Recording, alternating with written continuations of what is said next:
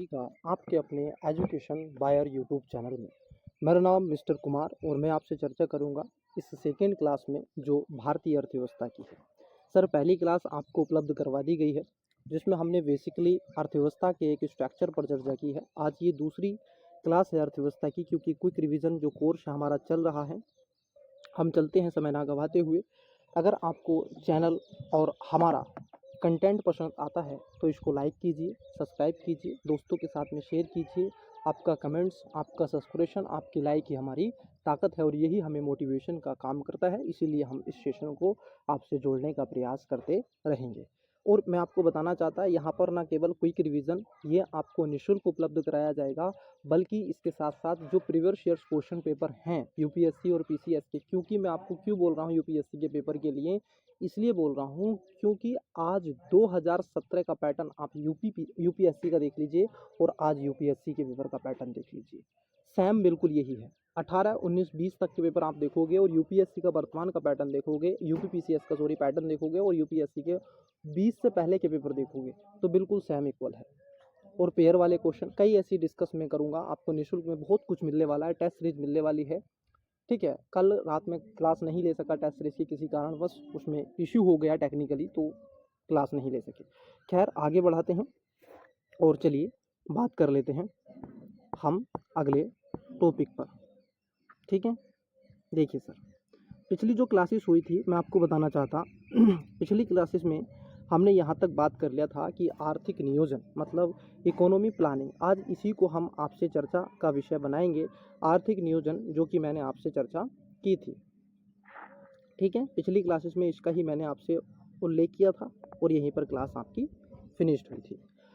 आर्थिक नियोजन सर क्या है? Economy planning. देखिए, इसके बारे में मैंने आपको पहले भी समझाया था, फिर भी आपको बता देता हूँ कि कोई अगर हमें काम करना है अर्थव्यवस्था के स्तर पर, अपना घर बनाना है, तो हम बजट वगैरह सब कुछ देखते हैं कि हम पे कितना है, कि हमारे पास संसाधन है, मनी है, फिर हमें उसकी योजना बनाते हैं, इतने दिन में ये ऐसे ऐसे सारी चीज़ें। ठीक है, इसी को हम पढ़ेंगे और यहाँ से 1 से 2 क्वेश्चन आपको मिलते हैं हर बार। एक अगर इकोनॉमी से क्वेश्चन आएगा और इकोनॉमी से क्वेश्चन बनते हैं, सीधे क्वेश्चन बनते हैं, तो यहाँ से ध्यान रखिएगा, ये इकोनॉमी प्लानिंग से क्वेश्चन आएगा। मैं फिर से एक बात आपको आश्वासन दिलाना चाहता हूँ कि ये वो क्लासेस हैं जो आपकी तैयारी को, आपके प्रीलिम्स की तैयारी को और ज़्यादा बूस्ट करने का प्रयास करेंगे, क्योंकि इनमें उन टॉपिकों को कवर किया गया है जिससे आपके क्वेश्चन बनते हैं। अगर इकोनॉमी से तो इन्हीं सेक्शन से बनते हैं, बाकी का नहीं, इन्हीं सेक्शन से बनते हैं। ठीक है, तो चलिए देख लेते हैं आर्थिक नियोजन। आर्थिक नियोजन का अर्थ है स्वीकृति राष्ट्रीय प्राथमिकताओं के अनुसार देश के संसाधनों का विभिन्न विकासात्मक क्रियाओं के प्रयोग करना है। आर्थिक नियोजन एक संगठित आर्थिक प्रयास है जिसमें राज्य द्वारा एक निश्चित अवधि में सुनिश्चित आर्थिक और सामाजिक लक्ष्यों को प्राप्ति के लिए प्राकृतिक, आर्थिक तथा मानवीय संसाधनों का विवेकपूर्ण ढंग से समन्वय व नियंत्रण किया जाता है। भारत में नियोजन को समवर्ती सूची का विषय, ठीक है, बनाया गया है। क्यों बनाया गया है? क्योंकि आप देखोगे संसाधन राज्यों के पास में होते हैं और संसाधनों पर राज्यों का ही अधिकार है। सर, ये भी ध्यान में रखना है, किसका अधिकार है? राज्यों का ही अधिकार है। अब देखिए आर्थिक नियोजन, जो आपका आर्थिक नियोजन के जो प्लानिंग आप देखोगे, टाइप ऑफ प्लानिंग है, इसमें आपको 4 भागों में हमने बांटा है और 4 भागों को भी हमने 2-2 भागों में बांट दिया, मतलब 8 फैक्टराइज के कर दिए। देखिए, राज्य के हस्तक्षेप के आधार पर, जिसमें आदेशात्मक नियोजन होता है, निर्देशात्मक नियोजन होता है। लक्ष्य प्राप्ति के आधार पर अगर हम देखें तो रचनात्मक नियोजन होता है, प्रक्रियात्मक नियोजन होता है। योजना निर्माण की प्रक्रिया के आधार पर केंद्रीयकृत नियोजन होता है, तो विकेंद्रीकृत नियोजन होता है। उसके साथ साथ क्षेत्रीय व्यापकता के आधार पर राष्ट्रीय नियोजन होता है और क्षेत्रीय नियोजन होता है। यहाँ तक स्पष्ट हो गया? चलिए, यहाँ तक स्पष्ट हो गया और यहाँ तक ही हमने पिछली क्लासेस में आपसे चर्चा की थी। अब हम बात कर लेते हैं आर्थिक नियोजन के कुछ ऐसे विकास क्रम के बारे में। सर, क्यों ज़रूरी है? देखिए, हिस्ट्री आपको पढ़ना बहुत ज़रूरी होता है। हिस्ट्री से खास तौर पर आप देखोगे इतिहास से क्वेश्चन बनते रहे हैं और पूछे जाने की संभावना भी ठीक ठाक रहती है। ठीक है, इसको भी थोड़ा सा क्या है आप ध्यान में रखेंगे। सर, अगर हम हिस्ट्री की बात कर लें तो विश्वस्तरीय जो आपको देखेंगे विश्वेश्वरैया योजना, कौन सी योजना थी? विश्वेश्वरैया योजना भारत में आर्थिक नियोजन की पहली रूपरेखा का प्रस्ताव वर्ष 1934 में एम विश्वेश्वरैया द्वारा लिखित प्लान्ड इकोनॉमी ऑफ इंडिया, इनकी एक पुस्तक है प्लान्ड इकोनॉमी ऑफ इंडिया नामक पुस्तक में दिया गया। यह योजना 10 वर्ष की थी, जिसका प्रमुख उद्देश्य निम्नलिखित था। अब देखिए इसके कुछ उद्देश्य थे सर जो इस योजना के थे। Planned economy of India Visvesvaraya की थी, सबसे पहले यही इसको लेकर के आए थे। इन्होंने जो उद्देश्य रखे थे इसमें था कि राष्ट्र की आय को दुगना करना, मतलब अगर 10 है तो उसको 20 कर दो, ठीक है, ये इनका उद्देश्य था। औद्योगिक उत्पादन में वृद्धि करना, मतलब इंडस्ट्रियलाइजेशन को इन्होंने मूव करने का प्रयास किया, ठीक है। इन सब के अलावा लघु एवं बड़े उद्योगों के सम्मिलित रूप में वृद्धि करना, मतलब आपको विगस्ट इंडस्ट्री और उसके साथ साथ जो एमएसएमई सेक्टर है उसको भी एक साथ लेकर के आना, ताकि उनका विकास अच्छे से हो सके, क्रमबद्ध तरीके से वो आगे बढ़ सकें और रोजगार के स्तर भी खुल सकें। उसके बाद आप देखोगे फिक्की का प्रस्ताव था।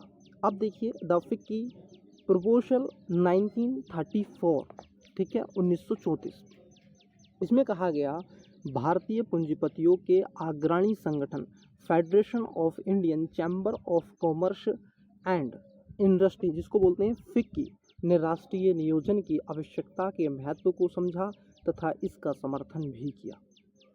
इसने नियोजन प्रक्रिया के समन्वय हेतु राष्ट्रीय योजना आयोग की मांग की। किसकी मांग की?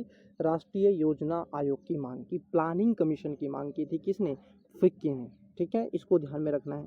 आज प्लानिंग कमीशन नहीं है, ठीक है, योजना आयोग, आज उसकी जगह क्या हो गया? नीति आयोग हो गया है।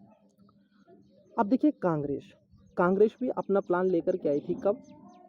कांग्रेस योजना, द कांग्रेस प्लान, वर्ष 1934-38 में भारत में नियोजन की आवश्यकता पर जोर दिया गया, फोकस करने का प्रयास किया गया। अगर आप देखें कांग्रेस ने इस पर फोकस किया, खास तौर पर संभावना पर विचार करने के लिए भारतीय राष्ट्रीय कांग्रेस ने राष्ट्रीय नियोजन समिति का गठन किया। इस समिति के अध्यक्ष पंडित जवाहरलाल नेहरू थे। इस समिति ने देश की आर्थिक समस्याओं से संबंधित सभी पहलुओं का अध्ययन किया, मतलब जितनी भी ऐसे क्राइसिस थे, जो इकोनॉमिक क्राइसिस थे, उनका इन्होंने विश्लेषण और अध्ययन करने में महत्वपूर्ण भूमिका निभाई। उसके बाद में आता है आपका बॉम्बे प्लान। क्या आता है सर? आपका आता है बॉम्बे प्लान।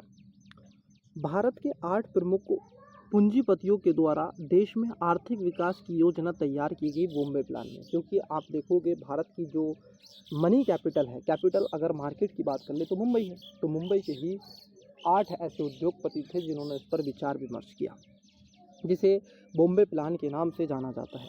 इन 8 पूंजीपतियों में शामिल थे पुरुषोत्तम दास ठाकुरदास, JRD टाटा, देखिए टाटा है ना, GD बिड़ला है ना, लाला श्रीराम, कस्तूर भाई, लाल भाई, SD श्रॉफ, अरविंद शेयर, दयाल तथा जॉन मथाई आदि थे। यह योजना आप देखोगे तो यह योजना वर्ष 1944 और 45 में प्रकाशित हुई, जिसमें इन्होंने कई ऐसे बिंदुओं पर चर्चा परिचर्चा की। आप देखोगे कृषि पुनर्संरचना पर इसकी चर्चा हुई, औद्योगिकरण पर बल एवं जो लघु मध्यम व कुटीर उद्योगों को प्रोत्साहन देना, MSME सेक्टर्स और एग्रीकल्चर को बढ़ावा देना, अनिवार्य उपभोक्ता वस्तुओं का विकास करना, जो एक तरीके से जिनकी नीड है, कंजम्पशन ऐसे प्रोडक्ट हैं, उनको आगे लाने का प्रयास इसमें किया गया था, ठीक है। इन सब के अलावा अगर हम देखें, इसने एक और बात कही थी कि 15 वर्षों में प्रति व्यक्ति आय 65 से बढ़ाकर 130 करनी है। कितनी करनी है? 15 वर्षों में 65 रुपये से बढ़ाकर 130 रुपये आपको कर देनी है। इसके बाद में आप देखोगे आता है आपका गांधीवादी योजना प्लान। कौन सा आता है सर? गांधीवादी योजना प्लान, जिसको गांधी प्लान के नाम से जाना जाता है। गांधीवादी आर्थिक चिंतन की विचारधारा का समावेश करते हुए श्रीमन नारायण अग्रवाल ने वर्ष 1900 कब किया था? 44 में गांधीवादी योजना का विचार प्रस्तुत किया, और इस योजना में कृषि क्षेत्र एवं लघु कुटीर उद्योगों के विकास पर क्या था? बल दिया गया। क्योंकि गांधी जी की विचारधारा क्या है? MSME सेक्टर को, एग्रीकल्चर सेक्टर को आगे लाने का प्रयास किया जाना है, ठीक है। इसके बाद में आता है द पीपल प्लान मतलब जन योजना। अब जन योजना क्या है उसको भी समझिए। जन योजना में आप देखोगे इसको लेकर के आए थे एम रॉय द्वारा वर्ष 1945 में जन योजना को प्रस्तुत किया गया। इसमें लोगों की मूलभूत आवश्यकताओं की पूर्ति करने पर बल दिया गया। इसमें कृषि क्षेत्र एवं औद्योगिक क्षेत्र दोनों के विकास को प्राथमिकता दे दी गई। इन सब के अलावा आता है सर्वोदय योजना। क्या आता है? The Sarvodaya plan. Sarvodaya plan में अगर हम देखें, इसमें जो था भारत में नियोजित विकास की एक रूपरेखा का प्रस्तुतिकरण किया गया। वर्ष 1950 में जयप्रकाश नारायण द्वारा इसको लाया गया, जिसे सर्वोदय योजना के नाम से जाना जाता है। इसमें कृषि एवं कुटीर उद्योग पर आधारित उद्योगों को बढ़ावा देने का प्रयास किया गया। मतलब एमएसएमई सेक्टर और एग्रीकल्चर सेक्टर को सर्वोदय का सिद्धांत दिया गया। आज भी ये स्कीम आप देखोगे चलती है, जयप्रकाश नारायण के इसके द्वारा लाया गया था। याद रहेगा। चलिए सर, अब बात कर लेते हैं आगे, जो बड़ा ही इम्पोर्टेंस हो जाता है। क्या हो जाता है? इम्पोर्टेंस हो जाता है, और ये है आपका 5 ईयर प्लान। सर आपको मैं बता दूं, अगर इकोनॉमी का क्वेश्चन बनेगा तो एक क्वेश्चन 5 ईयर प्लान से, आप मेरा विश्वास मत कीजिए। चलिए मैं आपको कहता हूं कि आपको लगता होगा ये हर बार कहते हैं, यहाँ से क्वेश्चन वहाँ से क्वेश्चन। 1 सेकेंड रुकिएगा, हम थोड़ा पानी पी लेते हैं।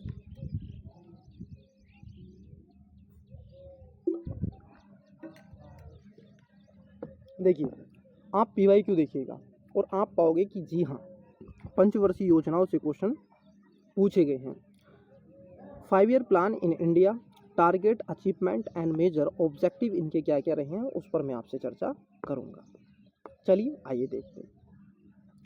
यहाँ पर पहली पंचवर्षीय योजना है सर, ठीक है। अब देखिए मैं थोड़ा सा इसको, क्योंकि मुझे थोड़ा सा जूम नहीं करके इसको थोड़ा सा छोटा करना पड़ेगा ताकि आपको भी दिख सके और मैं भी इसको अच्छे से आपको बता सकूँ इसके बारे में। देखिए सर, बड़े शॉर्ट वे में हमने इसको कवर किया है, एक नोट्स आपका तैयार हो रहा है। पहली पंचवर्षीय योजना आप देखोगे 1 अप्रैल 1951 को आई थी और 31 मार्च 1965 तक की, 56 तक रही थी, ठीक है, 5 साल के लिए। हमने लक्ष्य रखा था 2.1 का कि हम इतना लक्ष्य अपना अचीव करेंगे, बट हुआ क्या, हमने लक्ष्य को अचीव ज़्यादा कर लिया। मतलब हमने और ज़्यादा उसको, हम खुश हुए, हमने 3.6 अचीवमेंट हमारी हुई। टारगेट क्या था 2.1 का और हमने 3.6 को अचीव किया। इसमें जो मुख्य उद्देश्य रखे गए थे पहली पंचवर्षीय योजना में, क्योंकि आज़ादी मिली थी, देश में भूखमरी थी, लोगों के पास रोजगार नहीं था, तो उस पर हमने एक बेसिक हमने अर्थव्यवस्था का अपना स्ट्रक्चर तैयार कर लिया। मतलब कृषि उत्पादन में वृद्धि पर हमने बढ़ावा दिया और उत्पादन, आय व धन का समान वितरण को हमने बढ़ावा दिया, ठीक है, पहली पंचवर्षीय योजना में। सेकंड मतलब दूसरी पंचवर्षीय योजना, ये 1 अप्रैल 1956 को लाई गई और 31 मार्च 1961 को इसको क्या किया गया, रखा गया इसकी तारीख। हमने लक्ष्य रखा, अब देखिए पहले हमने जो टारगेट रखा था वो क्या था 2.1 था, अब हमने अचीव कर लिया था 3.6। अब हमने क्या कर दिया 4.5 कर दिया। देख रहे हैं, डबल से ज़्यादा पहुँच गए कि अब तो हम इतने समृद्ध हो गए हैं कि यहाँ। लेकिन हुआ क्या, हमने 4.5 तो रखा, लेकिन 4.2 हमने 0.3 अचीव नहीं कर पाए, लक्ष्य को पूरा नहीं कर पाए। इसका उद्देश्य था औद्योगिक उत्पादन में वृद्धि करना और भारी उद्योग आधारभूत विकास को बढ़ावा देना। टिस्को जो लगी है ना, तभी की तो ये कंपनी लगाई गई हैं। जर्मनी से लेकर के आए हम, फ्रांस से लेकर के आए, ब्रिटेन से लेकर के आए, कई ऐसी कंपनियां हमने झारखंड वाले क्षेत्रों में लगाई, छत्तीसगढ़ के क्षेत्रों में लगाई, जो आज बड़ी बड़ी इंडस्ट्री आपको दिखती हैं। थर्ड जो थी तीसरी पंचवर्षीय योजना 1 अप्रैल 1961 से शुरू हुई और 1966 तक रही, 31 मार्च 1966 से। इसमें हमने टारगेट रखा 5.6 का, हम तब भी नहीं माने, लेकिन सर अचीवमेंट क्या रही हमारी 2.8। इसके कई कारण थे। इस समय आप देखोगे 1962 का युद्ध हुआ, इंडो चाइना का 1962 का युद्ध हुआ। 1965 और 66 में अकाल पड़ा, सूखे की स्थिति हुई।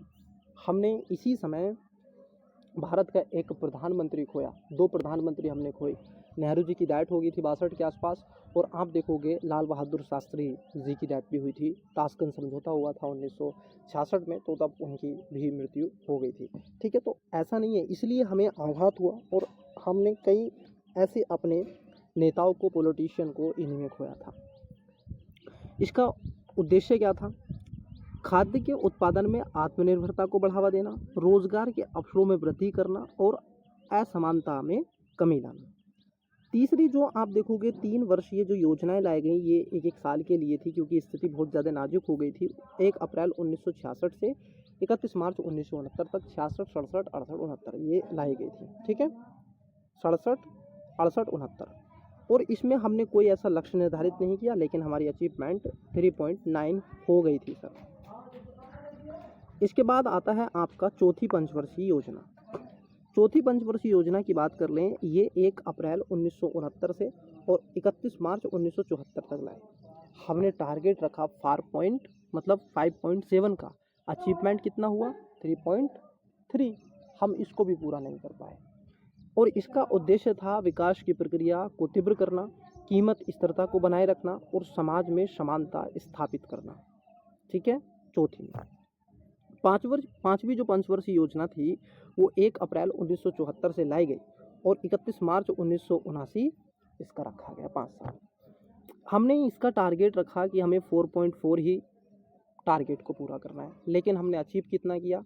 4.8, मतलब 0.4 हम ज़्यादा अचीव कर सके अपने लक्ष्य से। ठीक है, इसका जो मुख्य उद्देश्य था वो था गरीबी उन्मूलन तथा आत्मनिर्भरता, जीवन स्तर को ऊंचा उठाना और विशेषकर समाज के वर्गों को कहीं ना कहीं आगे बढ़ाने का प्रयास इसमें किया गया था। ठीक है, इसके अलावा हम लेकर के आए उसके बाद में देखो 5वीं, लेकिन यहाँ पर भी हमने अनवरत योजनाओं को लाना पड़ा। स्थिति थोड़ी डामाडोल सी हो गई थी, तो इसके ना तो कोई अचीवमेंट थे, ना ही कोई इसके टारगेट थे। लेकिन छठी पंचवर्षीय योजना जो थी हम लेकर के आए थे, छठी पंचवर्षीय योजना को वो लेकर के आए थे हम 1 अप्रैल 1980, क्योंकि 78 से 80 तक 2 साल के लिए अनवरत योजनाएं हमें लानी पड़ी। ठीक है, और 1900 आप देखोगे 80 31 मार्च 85 तक रहे। इस समय कांग्रेस की सरकार आ गई थी। ठीक है, देश के प्रधानमंत्री राजीव गांधी बना दिए गए थे, इंदिरा गांधी की डेथ इसी समय हुई थी 1980 में। ठीक है, हमने इसका टारगेट क्या रखे? टारगेट रखा हमने 5.2। अचीवमेंट क्या हुई हमारी? 5.7 सर। ये बहुत ज़रूरी है, ये पूछे जाते हैं। विषय था निर्धनता का उन्मूलन करना, असमानता में कमी लाना, आधारिक संरचना का विकास करना। ठीक है, अब देख लो असमानता देख रहे हैं आप, समानता को लाना है, असमानता को कम करना, ये चल रहा है कि नहीं? और एकदम गरीबी उन्मूलन, ऐसे विषयों को, समावेशिता के विषयों को आगे लाने का प्रयास किया जा रहा है लगातार। उसके बाद थी 7वीं पंचवर्षीय योजना, जो कि 1 अप्रैल 1985 से 31 मार्च 1990। स्टूडेंट्स, आपको नहीं लग रहा ये मार्च और ये अप्रैल क्यों चल रहा है? क्योंकि 1 अप्रैल से ये जो वित्त वर्ष है ना, ये इसी में होता है। ये साधारण वर्ष की तरह नहीं होते हैं, जैसे 1 जनवरी से आपने दिसंबर तक कर लिया, 31 दिसंबर। नहीं सर, ऐसा नहीं होता है। यहाँ पर 1 अप्रैल से 31 मार्च जाकर के आपका ईयर्स कंप्लीट होता है अर्थव्यवस्था में। ठीक है, वित्त वर्ष में। तो जो 7वीं पंचवर्षीय योजना है 1 अप्रैल 1985 से 31 मार्च 1990 तक लाई गई थी, और इसी समय आप देखोगे चीज़ें रही। इसमें हमने जो टारगेट रखा वो रखा था 5.0, लगभग 5 का, लेकिन हम अचीव कितना कर सके? 1% हम ज़्यादा हुए, मतलब 6.0 हम कर सके। रोजगार के नए अवसरों को पैदा करना, कृषि उत्पादकता में वृद्धि करना, एग्रीकल्चर को बढ़ा दिया गया। फिर 2 वर्ष की योजनाएं लाई गई। इसी समय हमने एलपीजी रिफॉर्म भी किया था, ये भी आपको पता होना चाहिए 1990 में। एलपीजी रिफॉर्म क्या है सर? एलपीजी रिफॉर्म, इसमें देखो एक तो इस योजना में जो 2 वर्ष के लिए था 1990 से, ठीक है, 1992 तक था, इसमें हमने कोई टारगेट नहीं रखा, लेकिन अचीवमेंट हमारी फिर भी क्या हुई थी? 3.4% के आसपास हो गई थी। मैं आपको एक और बात यहाँ पर बताना चाहता कि सर ये तो है ही है, अचीवमेंट तो है ही है, लेकिन आप देखोगे यहीं पर एलपीजी भी किया गया था। क्या किया गया था? एलपीजी भी किया गया था। इसको लिक्विड पेट्रोलियम गैस मत समझना, ये क्या है? लिबरलाइजेशन, प्राइवेटाइजेशन और ग्लोबलाइजेशन। ठीक है, क्या हुआ? लिबरल हुए, उदाहरण देखो, उदारीकरण, निजीकरण और वैश्वीकरण पर हमने इसमें बल दिया था। 8वीं पंचवर्षीय योजना 1992 से ये 1997 में लाई गई। हमने इसका टारगेट रखा 5.6, अचीवमेंट हमारी हुई कितनी 6.8। यहाँ पर भी हम अपने लक्ष्य से ज़्यादा आगे बढ़ते चले गए। इसमें शताब्दी के अंत तक मानव शक्ति को पूर्ण रूप से उपलब्ध करना, प्राथमिक शिक्षा को सर्वव्यापी बनाना, आधारिक संरचना को कहीं ना कहीं सुदृढ़ बनाना है। मतलब देख लो इंफ्रास्ट्रक्चर पर फोकस चल रहा है पिछली कुछ पंचवर्षीय योजनाओं से। 9वीं पंचवर्षीय योजना ये 1997 से 2002 में आई थी। 8वीं ध्यान रखना, 8वीं और 7वीं ध्यान रखना। 8वीं योजना वही एलपीजी वाले रिफॉर्म के पास में है, 7वीं जो है वो भी एलपीजी रिफॉर्म 85 और 90 के पास में। ठीक है, ये ध्यान रखना, ये पूछा जाता है। ठीक है, एलपीजी में 2 वर्ष के लिए था सर, ध्यान रखेंगे। ठीक है, 31, ठीक है, 1990 रुपये में। 9वीं पंचवर्षीय योजना जो कि 1997 से 2002 के लिए लाई गई, हमने टारगेट रखा 6.5 का, क्योंकि हम बहुत ज़्यादा, अब देखिए हमने 8 कर लिया तो हमने लगा कि नहीं यार हम 6.5 तो कर सकते, लेकिन हुआ क्या, हम 5.4 ही पर रह गए। इसमें क्या था कि कृषि एवं ग्रामीण विकास को बढ़ावा देना था, कीमत स्थिरता के साथ वृद्धि करना था, जनसंख्या वृद्धि पर रोक लगाना था। इसी समय लोगों की नसबंदी वगैरह भी हुई है सर। हमने जनसंख्या को रोकने का भरपूर प्रयास इस समय किया था। ये थोड़ा सा आपको क्या है ध्यान में रखना है। ठीक, उसके बाद आता है आपका 10वीं पंचवर्षीय योजना। ये 2002 से 2007 तक रही। इसमें जो देखो टारगेट रखा हमने 8.0, लगभग 8% का, लेकिन हम प्राप्त कितना कर सके 7.6, 0.4 हम पीछे रह गए। उपभोग के स्तर में वृद्धि तथा स्वास्थ्य एवं शिक्षा सुविधाओं को सुधार लाकर के जीवन की गुणवत्ता को बेहतर बनाना था। समावेशिता वृद्धि द्वारा असमानता को कम करना था। अब देखो पहली बार समावेशिता जो शब्द लाया गया वो 10वीं पंचवर्षीय योजना 2007 में लाया गया। ठीक है, इसको ध्यान में आपको रखना है। 11वीं पंचवर्षीय योजना 2007 से 2012 तक टारगेट रखे हमने 9.0। अब देखो ऐसे लग रहा है टारगेट बड़े अचीव कर रहे हो आप, टारगेट बहुत लग रहे हो, तो 9.0 का हमने रखा और अचीव किया कितना 8.0, मतलब 1% हम नहीं कर सके। बहुमुखी लक्ष्य जिसमें न केवल विकास बल्कि निर्धनता को कम करना शामिल था। उसके साथ साथ शिक्षा की गुणवत्ता एवं सार्वजनिक स्वास्थ्य सेवाओं में सुधार करना, रोजगार के नए अवसरों को बढ़ावा देना, पर्यावरण का संरक्षण करना भी लागू कर दिया गया। वहीं अगर हम देखें 12वीं पंचवर्षीय योजना 1 अप्रैल 2012 से आप देखोगे 31 मार्च 2017 को लाया गया, और ये तो भाई लानी थी, और इसमें 8.0% का हमने रखा, लेकिन इसका कोई अचीवमेंट नहीं शो किया गया। ठीक है, इसको ध्यान में रखना है। इसमें तीव्र सतत विकास, समावेशी विकास ध्यान रखेंगे। 12वीं पंचवर्षीय योजना में तीव्र है, कैसा है, तीव्र है, सतत है और समावेशी से। सतत का मतलब भी मैं आपको बताऊंगा, समावेशी का मतलब भी आपको बताऊंगा। डोंट वरी, आप चिंता ना करें, ये क्लासेस आपको मिल रही हैं, आपको भरपूर इसको एंजॉय कीजिए। मैं इस बात को कह सकता हूँ, ये क्लास, ये जो व्यक्ति आपके सामने बैठा हुआ है जो आपको पढ़ा रहा है, विश्वास कीजिए ये व्यक्ति कोई ऐसा ही व्यक्ति नहीं है। ठीक है, तो चलिए, क्योंकि नया मेरा अभी यूट्यूब चैनल है तो इसलिए थोड़ा सा इसमें टाइम लगेगा। ठीक है, चीज़ें अभी देखना आगे क्या क्या रंग लाती हैं, क्योंकि आपकी मेहनत और आपकी मेहनत ही सर है, ये मेरा चैनल नहीं है, ये आप ही का चैनल है। ठीक है, तो थोड़ा सा इसको ध्यान में रखेंगे। पर्यावरण का संरक्षण, सकल घरेलू उत्पाद में आप देखोगे 8% की वृद्धि करना। जरा ध्यान रखना, ये स्रोत कहाँ से लिया गया है, ये सांख्यिकी और कार्यक्रम क्रियान्वयन मंत्रालय भारत सरकार से ये स्रोत हैं, कोई हमने अपनी तरफ से इन स्रोतों को नहीं लिया गया है। ठीक है, ये ध्यान में आपको रखना है। इन सब के अलावा कई अन्य स्रोतों में पंचवर्षीय योजनाओं से संबंधित इन आंकड़ों में अंतर देखा गया है। आइए अब बात कर लेते हैं, एक और स्ट्रेटजी भारत सरकार की चल रही है, इस स्ट्रेटजी पर आपसे चर्चा कर लेता हूँ। देखिए स्ट्रेटजी क्या है, strategy for new India at the rate 75। जब आप यहाँ से इस चीज़ को पढ़ लेंगे ना सर, आपके कई कॉन्सेप्ट क्लियर हो जाएंगे। आपको पता चलेगा कि strategy for new India at the rate 75 ऐसे लगभग 75 लक्ष्य हैं, 75 टारगेट हैं जिनको सरकार पूरा करना चाहती है। अब यही तत्कालीन सरकार इनको पूरा करना चाहती है तो अचीवमेंट तो करेगी, लक्ष्य तो बनाएगी। अब उन्हीं लक्ष्य पर इन्हें काम करना है, तो उन्हीं लक्ष्य को हमें आपसे चर्चा का बिंदु बना लेना है। तो चलिए देखते हैं क्या है सर। देखिए थोड़ा सा मैं इसको जूम कर लेता हूँ ताकि आपको और भी अच्छे से विजुलाइज हो सके, आपको और भी अच्छे से चीज़ें देख सकें। देखिए, ये नीति आयोग ने वर्ष 2018 में strategy for new India at the range 75 नामक एक रिपोर्ट जारी की। इसका उद्देश्य आज़ादी की प्लेटिनम बुलवई जो जुबलई 75वें, जो कहीं ना कहीं भारत देश आज़ाद हुआ तो प्लेटिनम जुबलई वर्ष 75वें वर्ष यानी 2022 तक आज़ादी का अमृत महोत्सव जिसको कहते हैं, भारत को एक ऐसे समावेशी विकास के लक्ष्य को प्राप्त करना जिसमें अर्थव्यवस्था में आमूल परिवर्तन लाया जा सके, प्रशासन को अधिक दक्ष, देखो इसमें क्या है, अर्थव्यवस्था में आमूल परिवर्तन लाना है, प्रशासन को अधिक दक्ष, पारदर्शी और जवाबदेही बनाया जा सके एवं वस्तु एवं सेवाओं की पहुंच को सुगम व जवाबदेही बनाया जा सके। ठीक है, आज भ्रष्टाचार भी बढ़ रहा है सर, लेकिन ये भी चीज़ें आ रही हैं, थोड़ा सा इसको भी ध्यान में रखना है। ठीक, जवाबदेही बनाया जा सके, इसलिए यह रिपोर्ट 3 प्रमुख रणनीतियों पर फोकस करती है। पहली रणनीति इसकी देखिए क्या है। ठीक है, 3 प्रमुख रणनीति हैं, उनमें से पहली रणनीति क्या है, जन सहभागीदारी। ठीक है, पीपल पार्टिसिपेशन को बढ़ावा देना। ठीक है, ये दादा इस रिपोर्ट में की गई सिफारिशों में अपेक्षा की गई है कि विकास की प्रक्रिया में लोगों की सहभागिता जरूरी हो।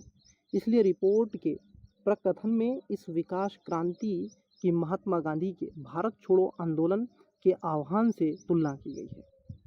ये पूछा जा सकता है निम्नलिखित में से किसकी महात्मा गांधी के भारत छोड़ो जो आह्वान था से तुलना की गई है, तो strategy for new at the range 75। ठीक, जिसमें लोगों की बराबरी या बराबर सहभागिता है। दूसरी, अब देखिए इसमें क्या है, पहली में तो भागीदारी है सर, ठीक है, लोगों की जन सहभागिता भागीदारी है पहले वाली में। दूसरा है कि जो सभी क्षेत्रों के लेकर के, ठीक है, सभी क्षेत्रों को लेकर के प्रांतों और राज्यों के मध्य संतुलन को क्या करना है, संतुलन को बढ़ावा देने का प्रयास किया जा रहा है। ठीक है, उसके साथ साथ इसमें नई तकनीकी को अपनाने और नवाचार कौशल विकास को बढ़ावा देने पर भी ध्यान केंद्रित किया गया। पहली में जन सहभागिता, दूसरी में नवाचार कौशल स्किल डेवलपमेंट्स को बढ़ावा देने का है। तीसरी की अगर हम बात कर लें, तीसरी में क्या है कि सार्वजनिक जो पब्लिक सेक्टर है उसके क्षेत्रों के जो अंतराल है उसको पाटना है, मतलब जो प्राइवेट और पब्लिक सेक्टर है उसमें जो अंतराल है उसको हम ख़त्म कर सकें, उसको पाट सकें, अच्छी सुविधाएं फैसिलिटी के साथ सेवाएं हम उपलब्ध करा सकें। निजी क्षेत्रों के निष्पादन अंतराल को पाटना, यानी यह मूल रूप से विभिन्न क्षेत्रों निजी क्षेत्र को बढ़ावा देने पर केंद्रित है। ठीक है, और आपको बता दें कि ये निजी क्षेत्र को बढ़ावा देगा, उसके साथ साथ ये पब्लिक सेक्टर को भी आगे लाने का प्रयास करेगा, ऐसा नहीं है। ठीक है, इसको ध्यान में रखना है। और मूलतः इन्हीं 3 रणनीतियों पर केंद्रित होकर के इस रिपोर्ट की सिफारिश की गई। अब देखिए, भारतीय अर्थव्यवस्था के 41 महत्वपूर्ण क्षेत्र इसमें चिन्हित किया गया। इससे संबंधित समस्याओं को इंगित करते हुए विकास तकनीकी क्रांति के आलोक में समझाया और सुलझाया गया। 41 क्षेत्रों में 4 प्रमुख क्षेत्रों में इसको बांट दिया गया, जिसमें वाहक, जिसको हम बोलते हैं डाइवर, अवसंरचना इंफ्रास्ट्रक्चर, समावेशी आप देखोगे प्रशासन, जिसको हम इंक्लूसिव गवर्नेंस कहते हैं। रिपोर्ट में प्रत्येक विषय को संक्षिप्त में 3 उप आप देखोगे शीर्षकों में बांट दिया गया और बाधाएं तथा उनकी आगे की राह को भी दिखाने का प्रयास किया गया। आइए अब बात कर लेते हैं नियोजन के उद्देश्य क्या क्या रहे। थोड़ा सा इसको मैं जूम कर लेता हूं ताकि आपको थोड़ा सा विजुलाइज अच्छे से हो सके। देखिए सर, नियोजन को जो लेकर के इसके उद्देश्य और योजनाओं के उद्देश्य क्या रखे गए। नियोजन के उद्देश्यों से अभिप्राय है कि अर्थव्यवस्था की समृद्धि विकास दीर्घकालीन उद्देश्यों से है। इस प्रकार आप देखोगे निरंतर, जैसे इसमें क्या है, निरंतर दीर्घ अवधि सकल घरेलू उत्पाद में वृद्धि करना, पहला इसका कॉन्सेप्ट रखा गया कि आपको इसको बढ़ाएंगे। दूसरा था धन तथा आय, धन या धन मतलब मनी और आपकी इनकम में समान वितरण अर्थात सामाजिक न्याय होना चाहिए, सोशल जस्टिस। तीसरा था जो मानव शक्ति है, ह्यूमन पावर को पूर्णतः उपयोग लाना और जिससे संपूर्ण रोजगार प्राप्ति हो सके, मतलब आपको एम्प्लॉयमेंट के स्तर पर आगे ले जाने का प्रयास किया गया है। Difference between targets and objective क्या रखे गए हैं, लक्ष्य और उसके उद्देश्यों में क्या क्या अंतर है। अब थोड़ा सा इसको देख लीजिएगा। लक्ष्य एक होता है, जबकि 12वीं पंचवर्षीय योजना का लक्ष्य क्या था, आपसे ये क्वेश्चन पूछा गया है। ध्यान रखेंगे ये क्वेश्चन पूछा गया है लेकिन रिपीट होने के चांसेस हैं सर। ठीक है, 12वीं पंचवर्षीय योजना में तीव्रता अधिक समावेशी धारणीय विकास था, जबकि उद्देश्य अनेक हो सकते हैं। उद्देश्य लक्ष्य की प्राप्ति के साधन होते हैं, अर्थात सभी उद्देश्यों को प्राप्त कर लिया जाए तो लक्ष्य को अपने आप मिल जाएगा। मतलब एक तरीके से साधन और साध्य की चर्चा की गई है यहाँ पर, और कछो बात नहीं। ये था आपका जिस पर मैंने आपसे चर्चा की पहले, ठीक है। अब दूसरे की हम बात कर लें। दूसरा है सर आपसे राष्ट्रीय आय। नेशनल इनकम क्या है, इसी क्लास में इसको भी कवर कर लेते हैं, राष्ट्रीय आय, क्योंकि मेरा उद्देश्य रहता है कि कम से कम आपसे 2 से 3 चैप्टर पर, टॉपिक्स पर आपसे डिस्कस कर लिया जाए। राष्ट्रीय आय की चर्चा सर यहाँ पर हो रही है। नेशनल इनकम, नेशनल इनकम क्या है, अब इसी पर मैं आपसे चर्चा करूँगा कि राष्ट्रीय आय क्या है। स्पष्ट रहे, मतलब आपकी आय क्या है, राष्ट्रीय आय क्या होती है, जीडीपी का उत्पादन, मतलब एक देश से कितना लिया गया और कितना दिया गया, सारा प्लस माइनस करने के पश्चात जो बचता है वही आपकी राष्ट्रीय आय बचती है, प्योर एकदम, ठीक है। चलिए इसी पर मैं आपसे चर्चा कर लेता हूँ सर। राष्ट्रीय आय, देखिए सर राष्ट्रीय आय क्या है। राष्ट्रीय आय को समझने के लिए हमें जीडीपी को समझना है सर। किसको समझना है, जीडीपी को हमें पता होना चाहिए। जीडीपी क्या है, किसी एक वित्त वर्ष में, मेरे बहुत सारी डेफिनेशन याद है, किसी एक वित्त वर्ष में भौगोलिक सीमाओं के भीतर किया गया अंतिम वस्तु एवं सेवाओं का उत्पाद बाजार मौद्रिक मूल्य ही जीडीपी कहलाता है। बस हो गई डेफिनेशन। आइए अब इसी पर मैं आपसे पढ़ लेते हैं। देखिए, किसी भी अर्थव्यवस्था में एक वर्ष के दौरान उत्पादित अंतिम वस्तु एवं सेवाओं के मौद्रिक मूल्य के योग को राष्ट्रीय आय कहते हैं। अब जीडीपी इसका योग कर दिया गया है, वहाँ पर जीडीपी की मैंने डेफिनेशन बता दी, यहाँ पर राष्ट्रीय आय है। अंतिम वस्तु में उपभोक्ताएं वस्तुएं और पूंजीगत वस्तुएं दोनों आती हैं। देखिए, उपभोक्ता वस्तुएं और पूंजीगत कैपिटल गुड्स दोनों आती हैं। माध्यमिक वस्तुओं को राष्ट्रीय आय की गणना में शामिल नहीं किया जाता है, ठीक है। आप कमेंट्स बॉक्स में बताइएगा कौन सी ऐसी माध्यमिक आय होती है, ठीक है। तो आइए, उसके बाद आता है सर आपका कि जो राष्ट्रीय आय से संबंधित कुछ ऐसी अवधारणाएं रखी गई हैं। क्या रखी गई हैं, कुछ ऐसी अवधारणाएं रखी गई हैं, उन्हीं अवधारणाओं को मुझे आपसे चर्चा कर लेनी है। देखिए, पहला क्या अवधारणा है, जीडीपी सर। जीडीपी की चर्चा भी मैंने आपको बताई कि जीडीपी क्या है, किस तरीके से काम करती है जीडीपी, समझ में आया होगा, ठीक है। तो जीडीपी क्या है, इस पर आपको पता चला है कि नहीं। चलिए देखिए, किसी देश की घरेलू सीमा के भीतर स्थित निवासी उत्पादक तथा गैर निवासी उत्पादक इकाइयों द्वारा अंतिम वस्तुओं तथा सेवाओं के योग को सकल घरेलू उत्पाद कहते हैं, ग्रोस डोमेस्टिक प्रोडक्ट कहते हैं। हालांकि इसको मार्केट प्राइस पर निकाला जाता है। यदि इसे बाजार कीमत पर व्यक्त किया जाता है तो इसको जीडीपी एमपी कहते हैं, ठीक है, मार्केट प्राइस कहते हैं। विषय उठता है कि सर जीडीपी साधन लागत पर क्या है, GDP at factor cost. Factor cost को हम फॉलो नहीं करते हैं, बट हम जीडीपी आप देखोगे मार्केट प्राइस को ही फॉलो करते हैं। लेकिन क्विक रिवीजन क्लास है तो आपको क्यों छोड़ेंगे, बिल्कुल पूरा कराएंगे। बाजार कीमत पर जीडीपी में अप्रत्यक्ष कर घटाकर तथा सब्सिडी, देखना जरा इसको याद कर लेना भाई, ये डायरेक्ट क्वेश्चन पूछता है प्यारे बच्चे, बिल्कुल डायरेक्ट क्वेश्चन पूछता है ये वाला, ये एकदम पीटी का फैक्ट है।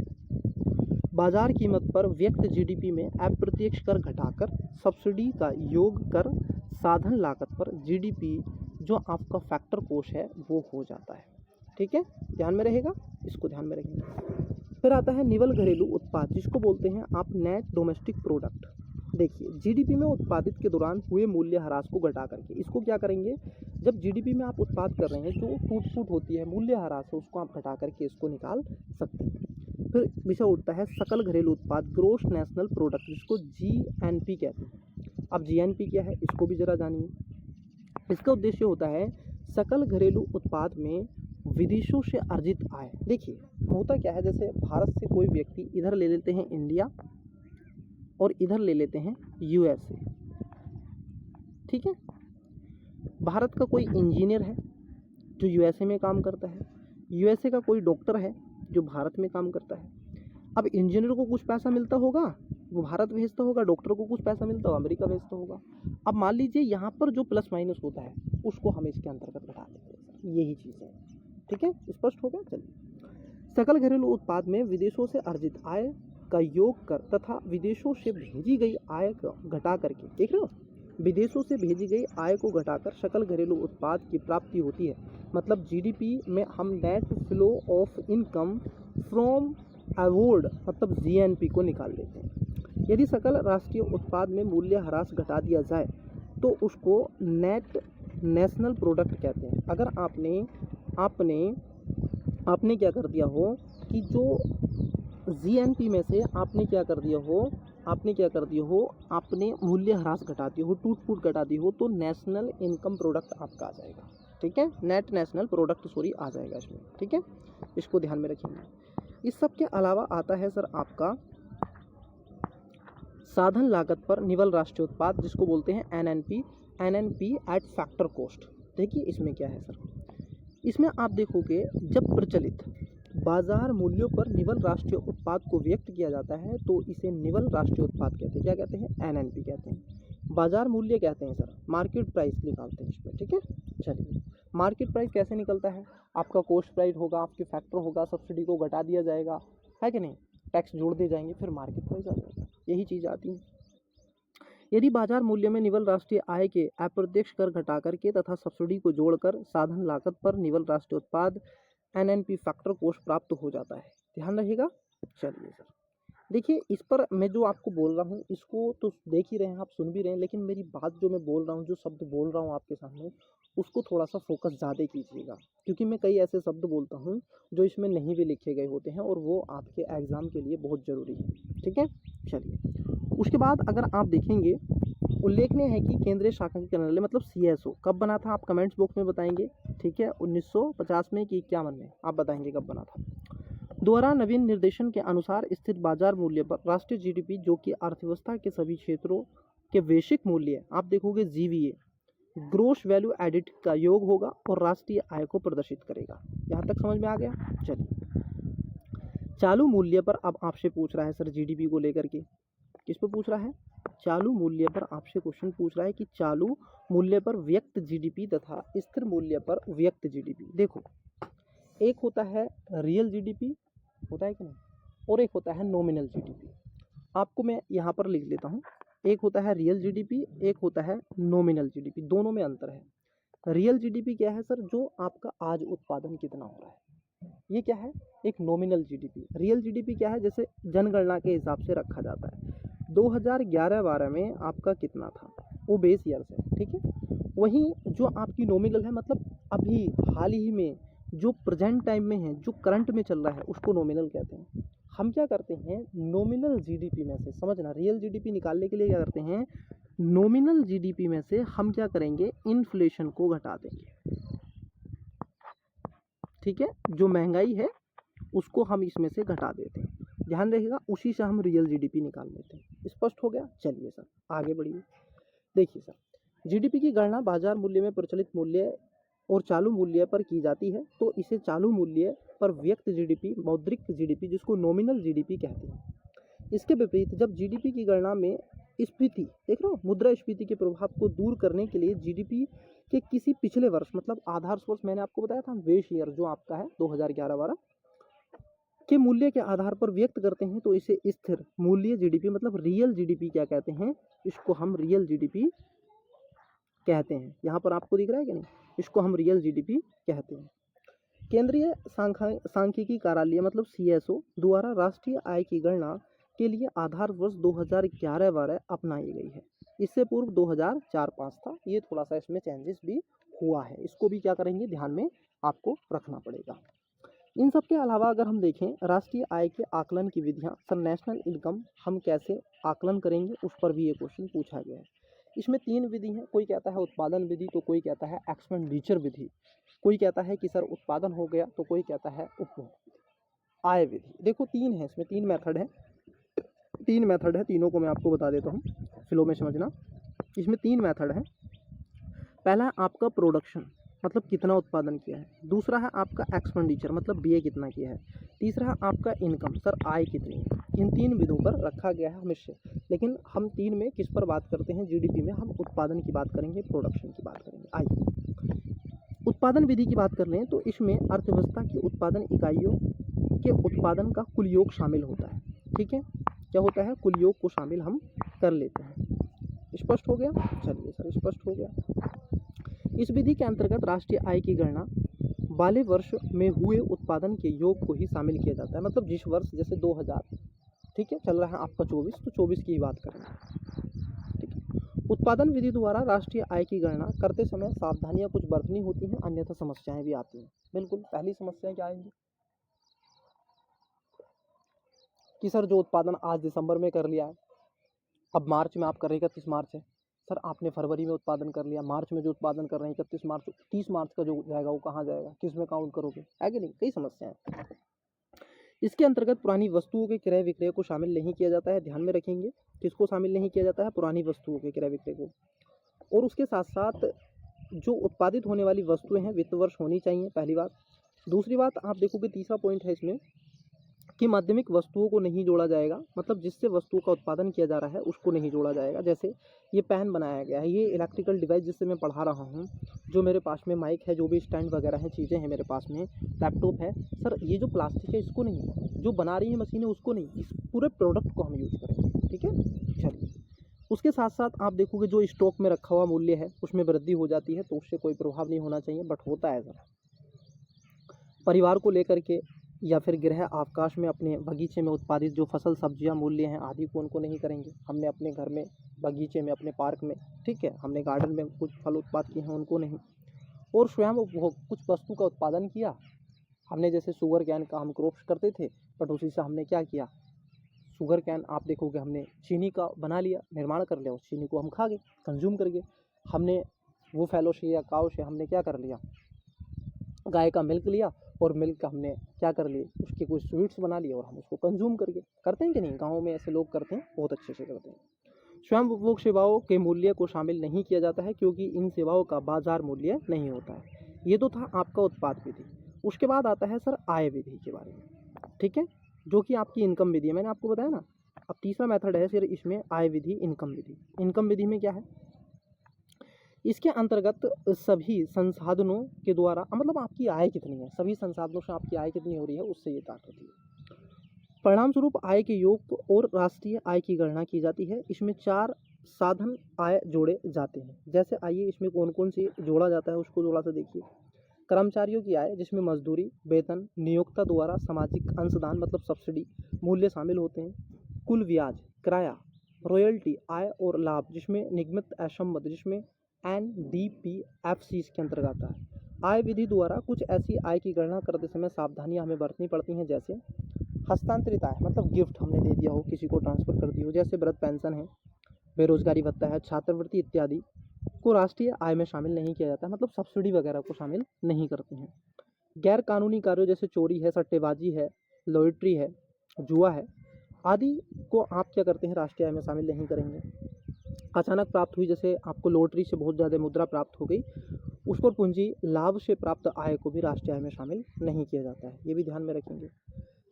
उसके साथ साथ आप देखोगे वृद्ध पेंशन एक तरफा जो भुगतान है, ठीक है, उससे भी राष्ट्रीय आय हालांकि अनुमानित नहीं किया जाएगा, जबकि सेवानिवृत्ति पेंशन संबंधित होती है, इसलिए इसे राष्ट्रीय आय के आकलन में सम्मिलित किया जाता है। यहाँ पर समझना, आप जो वृद्ध पेंशन आपको दी जा रही है सर, वृद्ध पेंशन जिसको 60 साल कहते हैं आपको मिल रही है, उसको तो हम शामिल नहीं करेंगे, वो तो एक सब्सिडी है सर सरकार के द्वारा। लेकिन जो आपकी सेवानिवृत्ति के बाद में जो पेंशन मिलती है सर आपको, वो राष्ट्रीय आय में शामिल होती है। क्यों? क्योंकि आपने जो पेंशन आपको मिल रही है सेवानिवृत्ति के बाद में, आप कल कलेक्टर बनेंगे और कलेक्टर बन के एसडीएम बनेंगे या जो भी आप प्रशासनिक अधिकारी बनेंगे, तो सर जब आप रिटायर होंगे आफ्टर 16 ईयर्स, ठीक है, तो उसके बाद आप देखोगे आपको पेंशन देगी सरकार। तो उस पेंशन क्यों मिल रही है आपको, क्योंकि आपने सर्विस दी है, और सर्विस दी है तो आपको पेंशन मिलेगी, तो ये इसके अंतर्गत रखा जाता है, ये इसको शामिल होता है, ध्यान में रखना है, वृद्ध पेंशन को नहीं। लेकिन सेवानिवृत्ति के बाद में जो आपको पेंशन मिलती है वो जरूर आपको मिलेगी रिटायर होने के पश्चात, ठीक है। चलिए, उसके बाद आता है एक्सपेंडिचर मेथड, मतलब जो आप व्यय करते हैं सर, जो आप खर्च करते हैं, ठीक है। देखिए, बाजार मूल्य पर जीडीपी, मतलब जीडीपी आप देखोगे जो मार्केट प्राइस को देश की आर्थिक सीमाओं के भीतर अंतिम वस्तु और सेवाओं के ऊपर किए गए कुल व्यय को देखा जा सकता है। इसमें व्यय कुछ शामिल किए जाते हैं, जैसे अगर हम देखें, इसमें घरेलू, निजी और अंतिम उपभोग, इसमें सी को रखा गया है, ठीक है। ये किन्स के द्वारा फार्मूला रखा गया है सर, एक अर्थशास्त्री हैं किन्स, उन्होंने रखा है। इसमें आप देखोगे गवर्नमेंट्स अंतिम घरेलू है, कंजम्पशन है, इसमें गवर्नमेंट है सरकारी उपभोग है, इसमें इन्वेस्टमेंट है विनियोग है, और ये एक्स माइनस एम है, इसमें एक्सपोर्ट इंपोर्ट है, इससे हम घटा लेते हैं और बढ़ा लेते हैं, ठीक है। स्पष्ट हुआ? आगे व्यय विधि द्वारा राष्ट्रीय आय की गणना करते समय कुछ सावधानी बरतनी आपको चाहिए।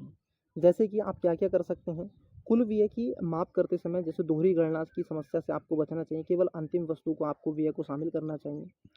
पुरानी वस्तुओं पर जो किया गया व्यय है उसको शामिल नहीं किया जाना चाहिए।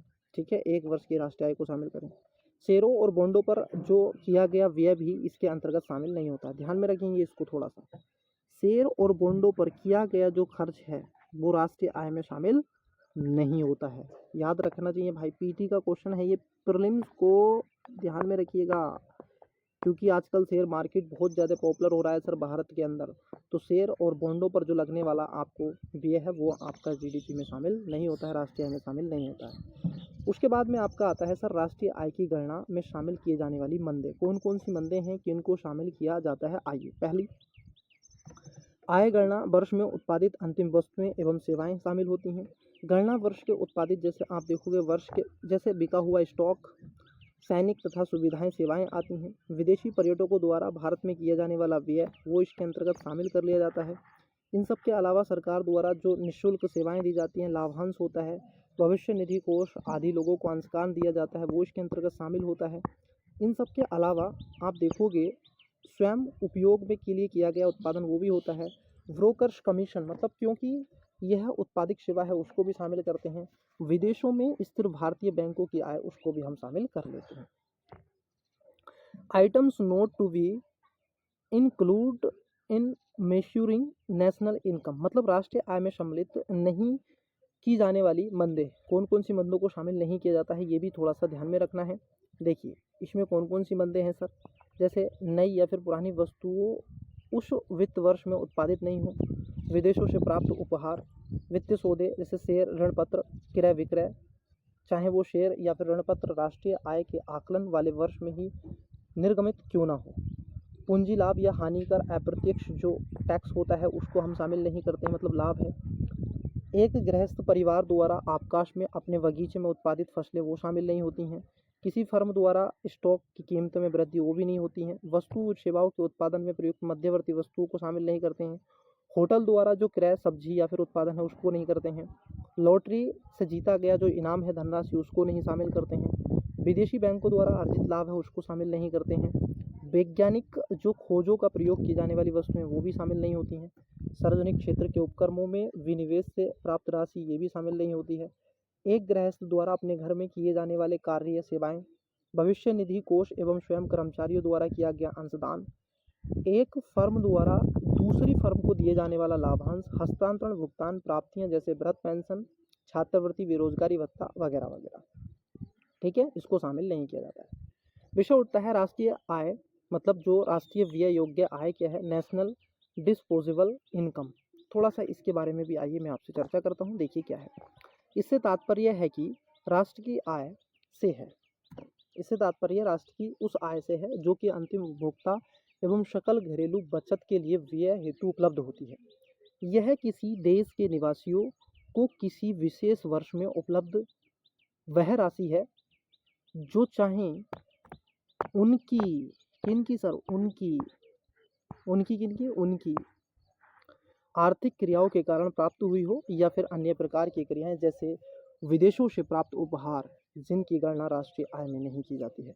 इससे प्राप्त हुई इसे वे उस वर्ग उपभोग पर व्यय कर सकते हैं और बचत भी कर सकते हैं। आता है पर्सनल डिस्पोजल इनकम सर, व्यक्तिगत जो व्यय योग्य है, मेरी जो आय है उसके बारे में, आपकी जो आय है उसके बारे में। वह अधिकतम आय जिसे परिवार द्वारा किसी वर्ष में उपभोग वस्तु और सेवाओं पर बिना अपनी संपत्ति में कमी लाए या फिर ऋण लिए गए व्यय किया जा सके। उसके बाद व्यक्तिगत व्यय योग्य आय है व्यक्तिगत आय और व्यक्तिगत कर। ठीक है, आप इसमें से व्यक्तिगत आय में से याद रखेंगे, व्यक्तिगत टैक्स को हम घटा देंगे जो हम टैक्स पे करते हैं। केंद्रीय सांख्यिकी संगठन जिसमें, ठीक है, द्वारा राष्ट्रीय आय की गणना को संपूर्ण रूप से अर्थव्यवस्था में 6 क्षेत्रों में बांटा गया। आइए 6 क्षेत्र देखते हैं कौन कौन से हैं। देखिए 6 क्षेत्र कौन कौन से हैं, ठीक है, एनएसओ ने इसको बांटा है। इसमें एक तो एग्रीकल्चर है, वानिकी है, मत्स्य पालन है प्राइमरी सेक्टर में, ठीक है, ये खनन उत्खनन वाले क्षेत्र है, ठीक है। सेकेंडरी में विनिर्माण है, बिजली है, गैस जलापूर्ति है, याद करना, पिछली वाली क्लास को याद करो, रिकॉल हो रही है पूरी क्लास। थर्ड में सेवाएं आती हैं सर, संचार, व्यापार, ठीक है, परिवहन, भंडारण, होटल, रेस्टोरेंट्स वगैरह आते हैं इसके अंतर्गत। वित्त एवं वास्तविक चौथे में क्या आते हैं? संपदा, जिसमें बैंकिंग, बीमा, ठीक है, और रियल इस्टेट आदि को आते हैं। पांचवें में सामुदायिक व निजी सेवाएं आती हैं, इसके अंतर्गत सार्वजनिक प्रशासन, सुरक्षा आदि। छठे में विदेशी क्षेत्र, इसके अंतर्गत आप देखोगे विदेशी अर्थव्यवस्था से संबंधित उपहार आते हैं। वहीं आप देखोगे प्राथमिक क्षेत्र से प्राप्त संपूर्ण आय की गणना उत्पादन विधि के आधार पर की जाती है। पंजीकृत विनिर्माण क्षेत्र के संबंध में आय की जो गणना है आप देखोगे राष्ट्रीय आय प्रतिस्पर्धा सर्वेक्षण कार्यालय NSSO द्वारा उत्पादक या मूल्यवर्धन विधि द्वारा तथा गैर पंजीकृत विधि द्वारा क्षेत्र के संबंध में गणना आय विधि द्वारा की जाती है। विदेशों से प्राप्त शुद्ध आय संबंधी आंकड़ों को तैयार तथा प्रकाशित करने का कार्य रिजर्व बैंक द्वारा किया जाता है, लेकिन रिजर्व बैंक अपने विश्लेषण में केंद्रीय शाखा की कार्यालय CSO के आंकड़ों का ही प्रयोग करता है, ये भी ध्यान में रखना है। राष्ट्रीय आय से संबंधित जो कुछ ऐसे संबंधित कुछ तथ्य हैं उस पर आपसे चर्चा कर लेनी है सर, ठीक है। चलिए, राष्ट्रीय आय के आकलन से कुछ ऐसे तथ्य हैं उस पर मैं आपसे चर्चा करता हूँ। देखिए क्या है, आप देखोगे राष्ट्रीय आय जिसमें एक तो इससे संबंधित आंकड़े CSO जारी करता है, ठीक है, ध्यान में रखना है। आइए, और ये क्या है, एक सांख्यिकी और क्रियान्वयन मंत्रालय का एक विभाग है, मतलब एक इसका भाग के रूप में रखा गया है। प्रथम बार राष्ट्रीय आय के अनुमान का प्रयास दादा भाई नेहरू जी ने किया था, आप सभी वाकिफ हैं, जिन्होंने, ठीक है, 1968 में un-British rule in India, poverty un-British rule in India इनकी किताब है, जिन्होंने इन्होंने धन के बहिर्गमन के सिद्धांत की बात की थी। हिस्ट्री जब मैं पढ़ाऊंगा उस पर भी आपसे चर्चा करूंगा। राष्ट्रीय प्रतिस्पर्धा सर्वेक्षण NSSO की स्थापना 1950 में हुई थी और CSO की स्थापना कब हुई थी? 51 में हुई थी, ठीक है। तो इसके भी आंकड़े आते हैं सर। इन सब के अलावा आप देखोगे सकल घरेलू उत्पाद, ठीक है, सकल घरेलू उत्पाद को भी यहाँ पर चर्चा का विषय बनाया जाता है। देखिए सकल घरेलू उत्पाद क्या है, इसको थोड़ा सा जानिएगा सकल घरेलू उत्पाद के बारे में।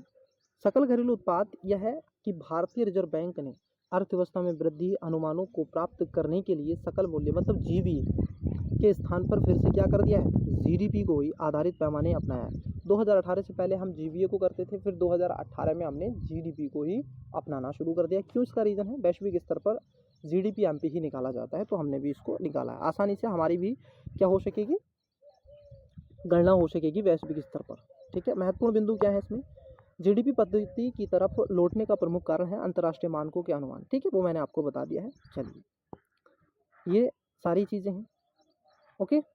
चलिए सर, इसके बाद यहाँ पर कुछ शॉर्ट टर्म में चीज़ें बताई गई हैं, थोड़ा सा मैं इसको छोटा कर लेता हूँ। सकल घरेलू उत्पाद की कुछ अपनी अवधारणाएं हैं, जैसे बाजार कीमत पर आप देखोगे सकल घरेलू उत्पाद यहाँ पर आपको दिख रहा है, ठीक है, ये सकल घरेलू उत्पाद है। इसमें से माइनस कर देंगे शुद्ध अप्रत्यक्ष कर, उसमें साधन लागत पर आप देखो घरेलू उत्पाद निकल आएगा, और इसमें जोड़ देते हैं तो आपका शुद्ध मूल्य प्रत्यक्ष तो ये निकल आता है। उसके साथ साथ आप नीचे देखिए, इस डायग्राम को अच्छे से ऑब्जर्व कीजिए। फिर मूल्य ह्रास बाजार कीमत पर शुद्ध घरेलू उत्पाद, ठीक है, इसमें मूल्य ह्रास जोड़ देंगे, मूल्य ह्रास घटा देंगे। उसके साथ साथ आप देखोगे जो बाजार कीमत पर शुद्ध घरेलू है, इसमें से मूल्य ह्रास जो आपका शुद्ध अप्रत्यक्ष कर है उसको घटा करके साधन लागत पर शुद्ध निकाल लेंगे, और इसमें से क्या है आप इसको जोड़ लेते हैं शुद्ध प्रत्यक्ष कर को, ठीक है। उसके साथ साथ विदेशों से आप देखेंगे बाजार कीमत पर, तो ये आप इसको मैं अच्छे से बता रहा हूँ, आप इसको एक बार सही से ऑब्जर्व कर लेंगे। इसमें कुछ नहीं है, जो कि मैंने पीछे करवा दिया है वही इसका शॉर्ट टर्म है, आप इसको देख लेंगे, ठीक है। देखिए सर, बाजार कीमत पर सकल घरेलू उत्पाद जिसको हम GDP कहते हैं, एक वित्त वर्ष में किसी घरेलू सीमा के भीतर सभी उपभोक्ताओं के अंतिम, देखो ये इसमें दिखाया गया है। अगर आपको निकालना है, क्या निकालना है सर, आपको निकालना है GNP, तो GNP MP निकालना है तो आप GDP में क्या करोगे, विदेशों से प्राप्त शुद्ध आय जोड़ देंगे। शुद्ध क्या है, यहाँ से हमारे देश में जो विदेशी है उसकी हम आय घटा देंगे, और वहाँ पर जो विदेश में हमारा नागरिक है, जो डॉक्टर है, इंजीनियर है, जो भी है, उसकी जो आय आ रही है उसको जोड़ लेंगे। बाजार कीमत पर शुद्ध राष्ट्रीय उत्पाद जो कि NNP है, इसमें से GNP में से हम स्थिर मूल्य और मूल्य ह्रास उपभोग जो है उसको घटा देंगे टूट फूट। बाजार कीमत पर आप देखोगे NDP में से क्या करते हैं, NNP में से विदेशों से शुद्ध प्राप्त जो आय है उसको हम क्या कर लेते हैं, घटा देते हैं। कारक लागत पर शुद्ध घरेलू उत्पाद या फिर शुद्ध आय की बात कर लें तो NDP में से हम अप्रत्यक्ष कर प्लस आर्थिक जो सहायता है उसको भी हम घटा देते हैं। इन सब के अलावा अगर हम देखें जो GDP फैक्टर कॉस्ट है, ये आपसे पूछेगा नहीं, इसमें NDP में प्लस आप क्या करोगे, मूल्य ह्रास जोड़ दोगे GDP को निकालने के लिए, NDP में प्लस मूल्य ह्रास जोड़ दोगे। GNP/FC में आप क्या करते हो, GDP प्लस विदेशों से जो प्राप्त शुद्ध कारक आय है उसको जोड़ देते हैं। उसके साथ साथ आप देखोगे NNP में आप क्या करोगे, GNP में से आप क्या करोगे, मूल्यह्रास घटा दोगे, फैक्टर कॉस्ट पर हम निकाल रहे हैं इसको। ठीक, इन सब के अलावा शुद्ध राष्ट्रीय आय प्रयोजन की अगर हम बात कर लें तो आप देखोगे शुद्ध घरेलू उत्पाद प्लस, अगर हम देखें शुद्ध राष्ट्रीय प्रयोजन आय में शुद्ध घरेलू उत्पाद प्लस शुद्ध प्रत्यक्ष कर प्लस विदेशों से प्राप्त शुद्ध कारक आय प्लस शेष विश्व से प्राप्त शुद्ध चालू, हमने केवल शुद्ध राष्ट्रीय जो आय प्रयोजन में केवल शुद्ध को ही बात करते हैं। ध्यान रखना, ये क्वेश्चन अगर बनेगा तो शुद्ध आपको ध्यान रखना है, केवल एक शब्द इसमें है शुद्ध। ठीक है, तो इस शुद्ध शब्द को ही आप देखिएगा, आपको ये चीज़ें समझ में आ जाएंगी। उसके बाद आप यहाँ पर देखेंगे निजी क्षेत्रों से शुद्ध घरेलू उत्पाद। ठीक है, ये पूछेगा नहीं, फिर भी मैं आपको बता दे रहा हूँ। उसके बाद आपका आता है सर, इसका जो अंतिम पड़ाव है वो है आपका ग्रॉस वैल्यू एडिड, क्योंकि ये बहुत ज़रूरी है और इस पर आपको चर्चा का विषय बनना चाहिए आपके बीच में। सकल घरेलू मूल्य वर्धन जिसको ग्रॉस वैल्यू एडिड है, देखिए वित्त वर्ष 2015-16 से सकल घरेलू उत्पाद की अवधारणा शुरू किया गया। सकल घरेलू मूल्य वर्धन किसी देश की अर्थव्यवस्था के सभी क्षेत्रों यथा प्राथमिक क्षेत्र, द्वितीय क्षेत्र और तृतीय क्षेत्र द्वारा किया गया कुल अंतिम वस्तु और सेवाओं के मौद्रिक उत्पादन मूल्य को होता है। बाजार कीमत पर सकल घरेलू मूल्य वृद्धि जीवीए मार्केट प्राइस प्राथमिक क्षेत्र के सभी उत्पादक इकाइयों एवं उद्यमियों द्वारा की गई सकल घरेलू वृद्धि प्लस द्वितीय क्षेत्र के सभी उत्पादक इकाइयों के उद्यमियों द्वारा की गई सकल घरेलू वृद्धि मूल्य वृद्धि। फिर उसके साथ साथ आप देख रहे हो टर्सरी सेक्टर, किसको, इसमें टर्सरी सेक्टर के सभी क्षेत्र उत्पादकों के उद्यमियों द्वारा किया गया सकल घरेलू मूल्य वृद्धि। यहाँ पर हमने जो आपसे चर्चा करी, मैंने दो टॉपिक पर आपसे चर्चा करी, जो कि GDP के साथ साथ और आपके GNP के साथ साथ, उसके साथ साथ इसके क्या मेथड होते हैं उस पर मैंने आपसे डिस्कस किया, चर्चा किया। और प्लानिंग कमीशन जिसमें जो पंचवर्षीय योजना है वो भी इसी क्लासेस में कवर करने का प्रयास किया। स्टूडेंट्स, इस क्लास की अपनी एक मर्यादा है, ये क्विक रिवीजन क्लासेस है। जैसे ही आपका इसका पेपर आपका हो जाएगा UPPCS का, तो मेरा उद्देश्य रहेगा, ये आप हर एक एग्ज़ाम के लिए बहुत सफिशिएंट है। UPPCS और उसके साथ साथ आप UPSC के आप प्रीलिम्स के लिए बहुत ज़रूरी है, मेंस के लिए नहीं। लेकिन ध्यान में रखना, जो इस क्विक रिवीजन कोर्स के पश्चात मैं आज अनाउंस कर दे रहा हूँ, जैसे ही आपका ये कोर्स समाप्त होगा मैं आपको बोर्ड के माध्यम से एक चीज़ लिख कर के दिखाऊंगा, बड़े विस्तार से समझाऊंगा। बस आपका साथ मेरे साथ बना रहे तो मैं आपका पीछा नहीं छोड़ने वाला हूँ। आपको जब तक लगवा नहीं दूंगा, आपको कहीं ना कहीं सक्सेस नहीं हो जाओगे, तब तक आप अपने लक्ष्य तक नहीं पहुँच जाओगे। मैं आपका पीछा नहीं छोड़ूंगा, मैंने आपका पीछा पकड़ लिया। ठीक है, ध्यान रहेगा। मैं दावा किसी चीज़ का नहीं करूँगा, लेकिन मेहनत दबा के करेंगे और अच्छे से अच्छा कंटेंट आपको उपलब्ध कराएंगे। जो मेरे स्वयं के नोट्स हैं मैं वो भी आपके साथ में शेयर करता हूँ। जो मेरी नॉलेज है, जो मैंने पिछले 3-4 साल में जो ईयर्स में गेन की है, उसको ऑब्जर्वेशन जो मेरे कॉन्सेप्ट है वो भी मैं आपके साथ में शेयर करता हूँ। ठीक है, तो आप कमेंट्स बॉक्स में बताएं कैसा लगता है आपको ये सेशन। अगर आपको सेशन पसंद आता है तो लाइक कीजिए, दोस्तों के साथ में, अपने फ्रेंड के साथ में सब्सक्राइब कीजिए। जितना जल्दी हो सके इस चैनल को और ज़्यादा अपने परिवार को, एजुकेशन बायर परिवार को विस्तार कीजिए। तो मिलते हैं अगली क्लासेस में, तब तक के लिए धन्यवाद। मन लगा करके पढ़ते रहिएगा और अच्छे से अपना और अपने परिवार का नाम रोशन कीजिएगा। मेरी आपको हार्दिक शुभकामनाएं, अभिनंदन। जय हिंद, नमस्कार।